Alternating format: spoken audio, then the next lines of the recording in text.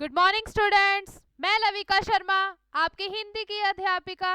बच्चों, आज हम हिंदी का व्याकरण का पाठ अनेक शब्दों के लिए एक शब्द और अनेकार्थी शब्द पढ़ेंगे। बच्चों, पहले हम व्याकरण के पाठ अनेक शब्दों के लिए एक शब्द के बारे में जानेंगे।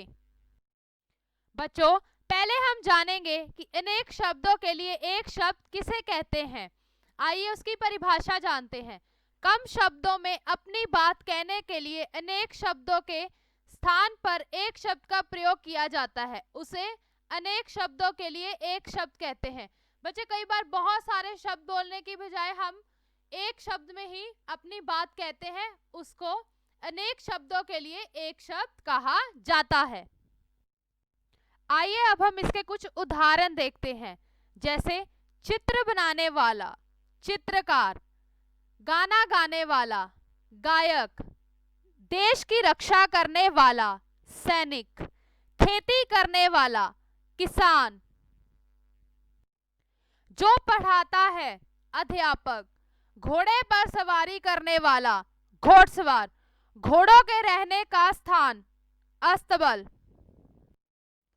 जिसकी तबीयत ठीक नहीं है, बीमार, भेड़ बकरियों को पालने वाला, गडरिया, पंछियों का घर, घोंसला, जो मांस नहीं खाता, शाकाहारी, जहां छात्र पढ़ते हैं, विद्यालय, जो बीमारों का इलाज करता है, चिकित्सक,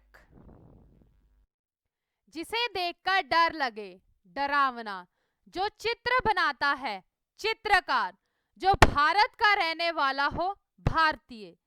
बच्चों, ये थे कुछ उदाहरण जिनमें हमने बहुत शब्दों की जगह पे एक शब्द का प्रयोग किया है।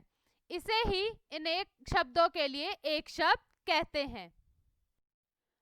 बच्चों, अब हम व्याकरण के पाठ अनेकार्थी शब्द के बारे में पढ़ेंगे और जानेंगे कि अनेकार्थी शब्द किसे कहते हैं। पहले हम अनेकार्थी शब्द के बारे में जानेंगे कि अनेकार्थी शब्द किसे कहते हैं। जो शब्द एक से अधिक अर्थ वाले होते हैं, उन्हें अनेकार्थी शब्द कहते हैं। बच्चों, जब एक शब्द हो लेकिन उसके बहुत सारे अर्थ हो, उन्हें अनेकार्थी शब्द कहा जाता है। अब हम अनेकार्थी शब्द के कुछ उदाहरण देखेंगे।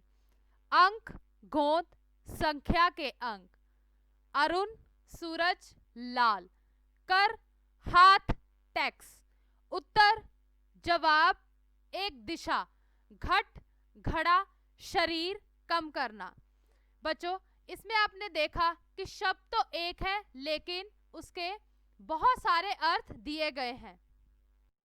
अब हम अनेकार्थी शब्द के कुछ और उदाहरण देखेंगे, जैसे गुरु, शिक्षक, बड़ा, काल, समय, मृत्यु, मत, वोट, राय, ना करना, कनक, गेहूं, सोना, धतूरा, भानु, राजा, सूर्य और किरण। बच्चों, ये थे अनेकार्थी के कुछ उदाहरण। बच्चों, ये आपका गृह कार्य है जो आपने अपनी हिंदी की नोटबुक पे सुंदर लिखावट में लिखना है। धन्यवाद।